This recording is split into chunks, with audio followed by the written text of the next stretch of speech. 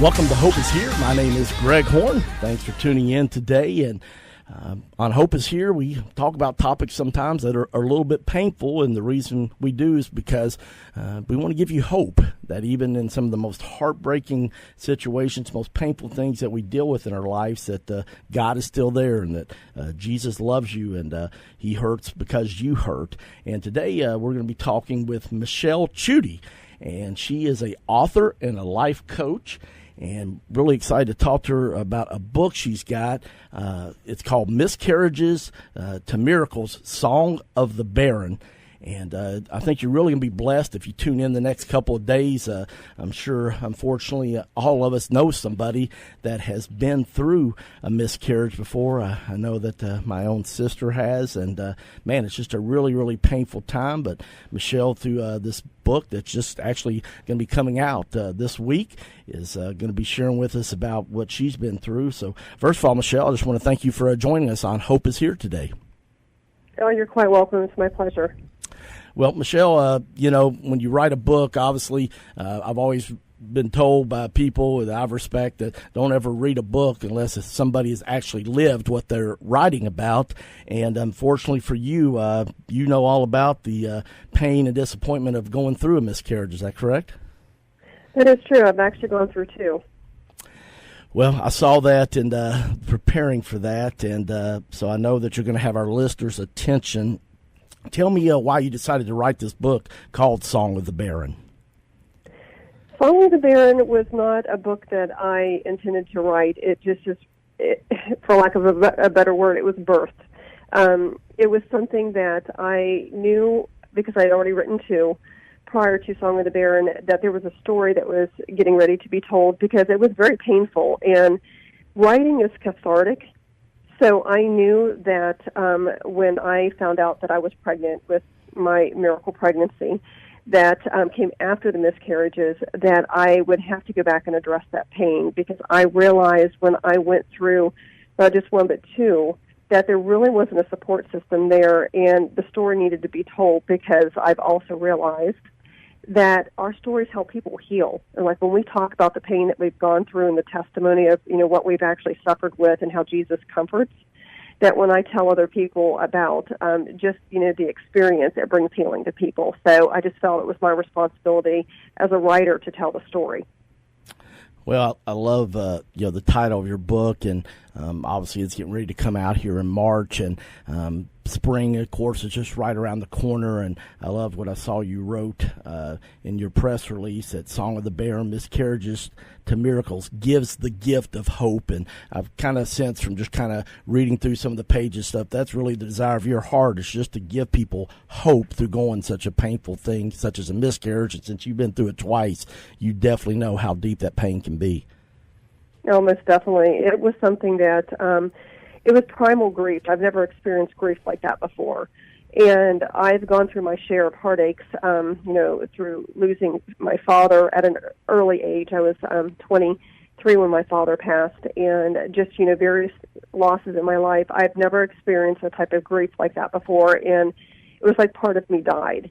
And what had happened, because it was a sequence of events, I was in a place of barrenness where it wasn't just the barrenness of my womb. It was just like I had dried up in spirit, in my emotions. I had gotten really hard in places that where I'd had healing from the Lord before and had joy in those places.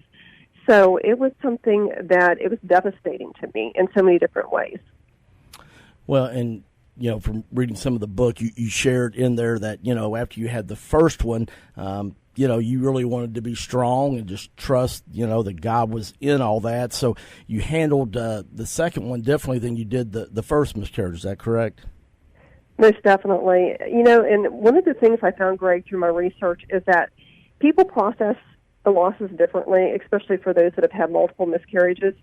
For my first one, it was horrific, and it was something that literally knocked me to my knees. And, of course, I was processing and trying to understand. And I think at that point I was grappling and, had come to terms that, okay, maybe I needed to help someone, because I was life coaching at the time. It gave me an understanding that I never had before.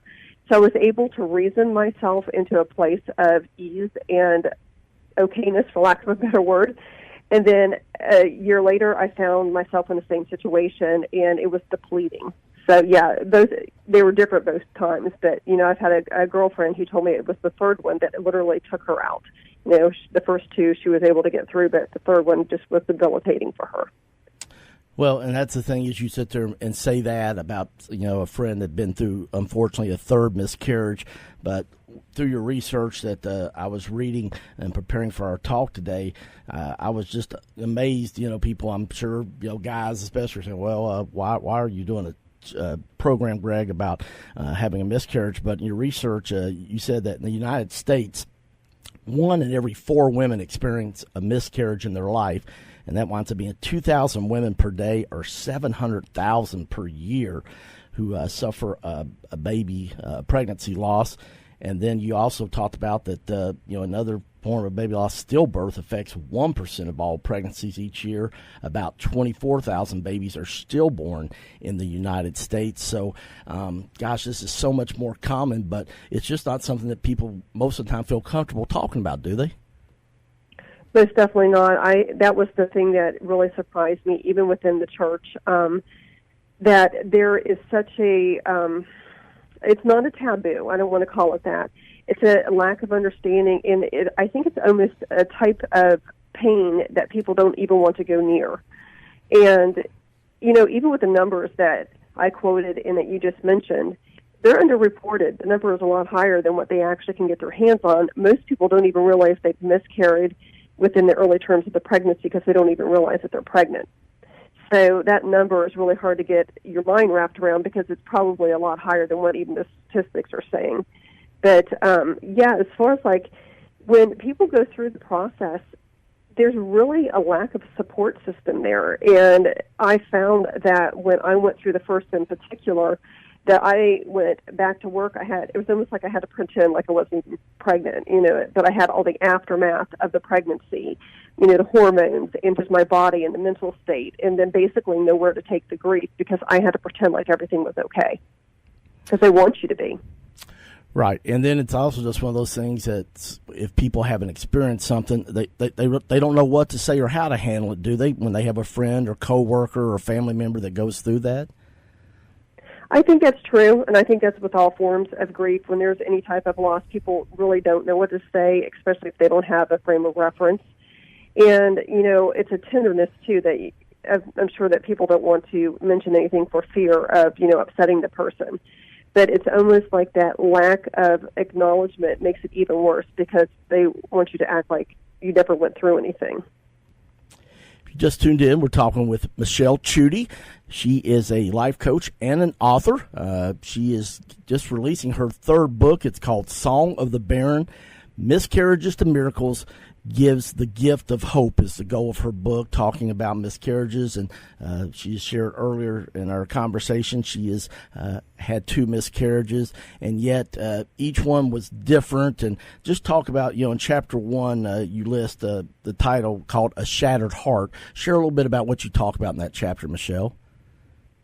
In Chapter 1, I realized that I needed to share about what I went through with my first miscarriage. And I have an older child that, Hayden, who was born in, easy pregnancy. And I just assumed if I ever got pregnant again that there wouldn't be any issues. And so I happened to be journaling at the time when I miscarried. I was in the process of writing my first book, The Battle of Surrender. And it was a time where I didn't realize how precious those journal entries were going to come to be. But I literally have in Chapter 1 of Song of the Barren what I went through. In order to tell my story of Song of the Barren and my praise of having a miracle pregnancy and birth, I had to tell the story of the miscarriage. So Chapter 1 literally shares my heartbreak of what it was like for me to have the joy of the pregnancy, because I start from the time I find out that I was pregnant, which, I was unaware. Everyone was getting pregnant around me at work, and I felt that I was left out, and even though I was hoping. And then I go through the process of life happening and then finding out that I had lost the baby when I went in to find the due date and, basically all the joy that goes around with that first doctor's appointment to come out just literally shattered knowing that my baby had died. Well, it's a story that unfortunately is all too common, and yet I'm so thankful that you have written this so that others can, have something to address this grief, this pain, this obviously devastating loss. And yet, one of the things that I love about your book, you try to also provide some resources, and then something, obviously you want to extend hope to people, and then you've got just stories of other pregnancy loss survivors inside this book. Yes, I wanted to actually tell the story from all sides, and as I started to write Song of the Barren, it's one of those things. I don't know if anyone out there paints, they probably would relate to this. That sometimes you just start painting, and the painting just starts to take shape and come to life. And that's basically how this book was for me. I started to tell the story. I knew that I wanted to give Jesus glory for the miracle of the pregnancy, because I was 10 weeks pregnant when I found out that I was pregnant with Karis, which, she's the miracle baby. But I had to tell the story of the miscarriages, and in order to do that justice for people to understand what it was like, I had to break the silence. And part of breaking the silence was helping people to understand who have gone through miscarriage, where you feel so isolated, was to let them know that there's other people that have gone through the same. So I asked for volunteers that were willing to share what it was like for them. So I have mothers, I have fathers, I have a sibling's perspective. My daughter Hayden, at the age of 15, wrote what it was like to find out that she had siblings in heaven, because she didn't realize that I had miscarried. I told her years later when she was a little bit older to understand. But I wanted to provide the hope and the help and to make this a ready resource for community support, because, I'm a life coach and a business coach, and I'm active in my church and, various things in the community.